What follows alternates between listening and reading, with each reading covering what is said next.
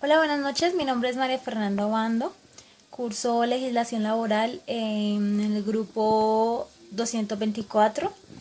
El día de hoy desarrollaré la parte individual del trabajo número 3.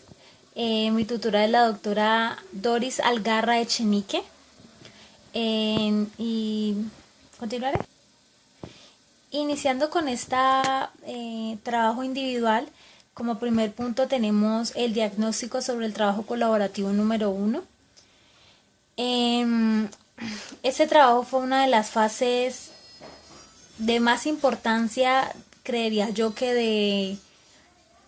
de toda la fase de esta materia, ya que fue una fase muy práctica en donde realizamos una contratación, digamos, ficticia, pero que igual nos ayuda, en donde hubo una selección de hojas de vida de acuerdo a la película El Método, que fue la película que tuvimos que ver, que es basada un poco en esto, como en un proceso de selección. De allí elaboramos en el grupo colaborativo en un análisis de hojas de vida para de allí obtener el mejor candidato para nuestra empresa.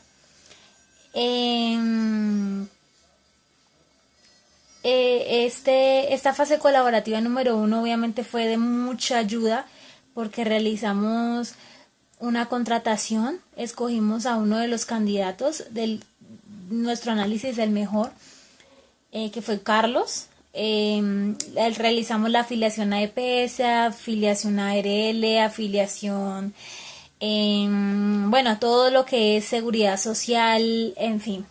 Aparte de hacerle la contratación, realizamos también una liquidación de nómina para diferentes empleados, dependiendo del rol que cada uno tuviera. Realizamos en la respectiva liquidación de nómina tanto mensual como quincenal. Se nos dificultó inicialmente un poquito, pero gracias a la ayuda de nuestra tutora, a preguntas, a videos de YouTube, lo logramos solucionar, y gracias pues al material apoyo que nos dan para las fórmulas y este tipo de cosas, y que obviamente nos dio la hoja en Excel ya casi lista. Entonces todo eso fue de mucha ayuda. Ahora procedo a hacer un análisis de las unidades que según mi rol tengo para hacer, y son la unidad 3 y la unidad 4. Iniciando pues con el análisis, en el capítulo número 3 veíamos el salario y sus elementos constitutivos, que abarcan el moving, que también significa acoso laboral, y los comités de convivencia laboral. Según las lecturas que nos deja nuestra tutora o nuestro director para el curso, es como un análisis que estoy sacando de cada uno de estos temas, y obviamente otras cosas que he leído en internet que son de gran apoyo también. En el acoso laboral, definición del acoso laboral, para comenzar con el tema.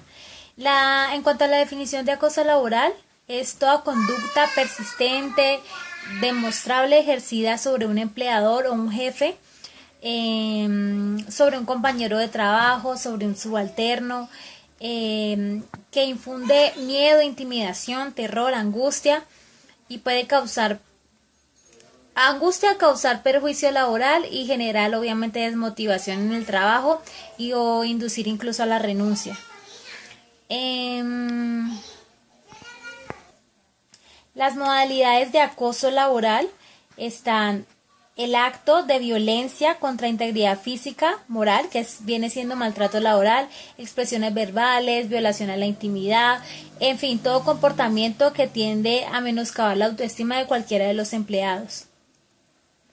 También tenemos como modalidad de acoso laboral, tenemos la persecución laboral, que son actos arbitrarios, descalificación hacia un empleado o carga excesiva de trabajo.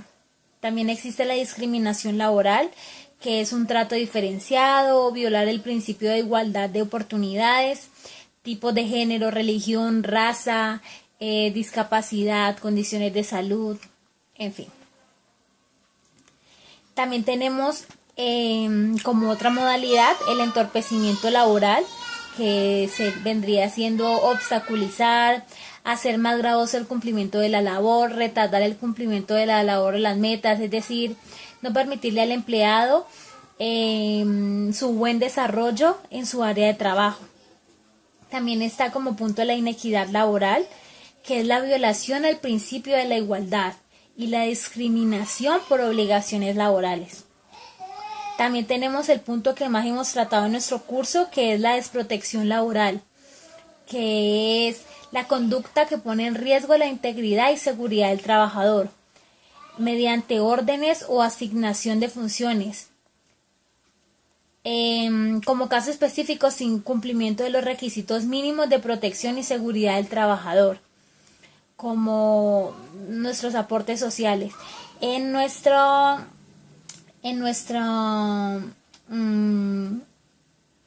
materia, creo que nos dirigimos un poquito más en cuanto a cuáles son las obligaciones del empleador. Y dice que las obligaciones del empleador son afiliar y cotizar a seguridad social a todos sus empleados, que son salud, pensión, ARP para fiscales, y no solo afiliarlos, sino cotizar mensualmente su aporte y pues que sea el día que es como lo más importante. Nos hablan, la ley de acoso laboral la podemos encontrar en la ley 1010 del 2006, y hablando pues del tema de seguridad social, está el artículo 2, numeral 6, que les voy a leer un poquito, que es la desprotección laboral, que quiere decir toda conducta tendiente a poner en riesgo la integridad y la seguridad del trabajador mediante órdenes o asignación de funciones sin el cumplimiento de los requisitos mínimos de protección y seguridad para el trabajador. Es decir, que no tengamos nuestra seguridad social, y esto impide que en alguna de nuestras funciones podríamos tener algún daño y nuestra empresa no lo estaría pagando. Ahí estaríamos incurriendo en esto. ¿Qué consecuencias traería? Podría ser una renuncia justificada porque realmente no se está cumpliendo con la ley, una indemnización según el término de contrato que tenga el empleado, o interponer una queja ante el inspector de trabajo para que él tome pues las respectivas represalias contra el empleador. Otro de los temas es el Comité de Convivencia Laboral. ¿Qué es este comité? El Ministerio de Trabajo establece la obligatoriedad para todas las empresas privadas y públicas para conformar el Comité de Convivencia Laboral, el cual identificará e intervendrá frente a los riesgos psicosociales en el trabajo.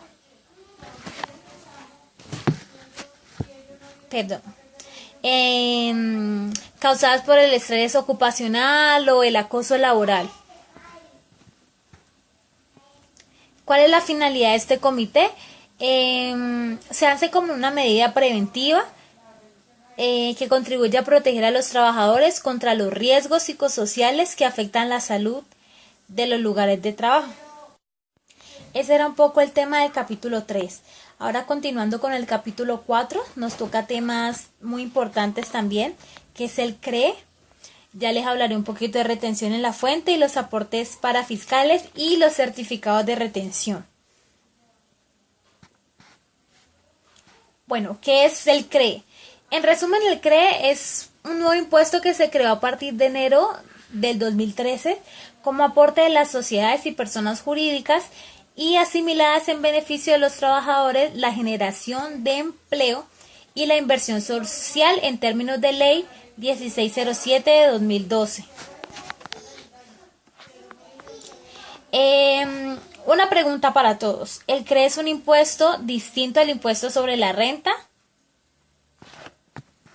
Sí, efectivamente sí lo es. El impuesto sobre la renta es un tributo de destinación específica para la financiación de programas de inversión social en beneficio de la población. Ejemplo, el SENA, el ICBF, la declaración la presentan y la pagan solo las personas jurídicas contempladas en la ley, a diferencia del impuesto sobre la renta que la presentan y pagan tanto personas naturales como personas jurídicas. Los responsables del CRE tienen la exoneración de los pagos de aportes parafiscales, SENA y CBF y aporte a la salud. Continuando con este capítulo 4 tenemos la retención en la fuente.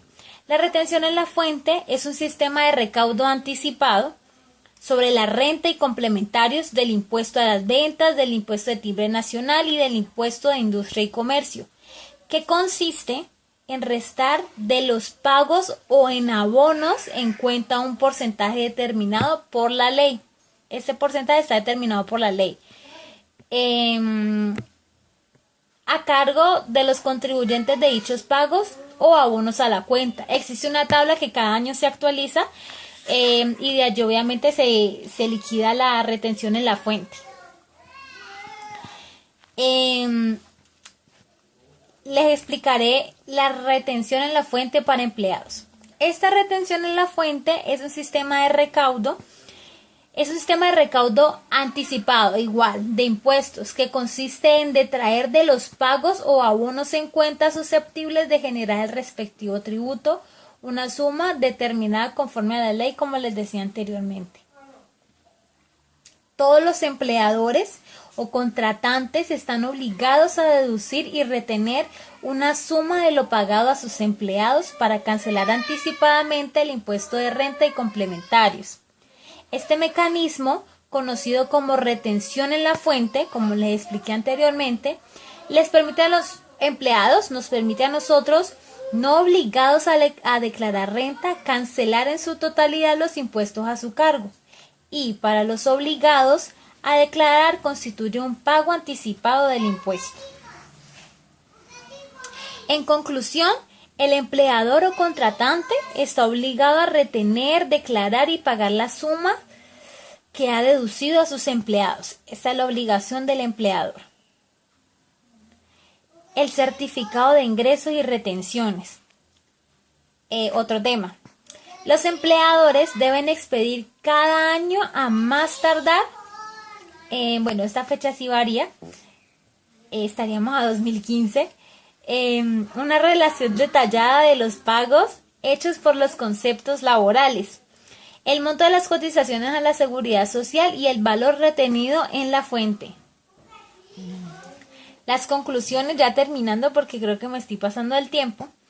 Este curso tiene un componente teórico que se desarrolla a lo largo de estas dos unidades que ya vimos y un componente práctico que lo vimos también ya, que consiste en transferir los conceptos a la realidad empresarial mediante trabajos que nos transfieren los conceptos teóricos a la realidad empresarial. La primera unidad da los elementos para que el estudiante aprenda a identificar. Muchísimas gracias. Este ha sido mi aporte individual. Espero esté bien. Hasta luego.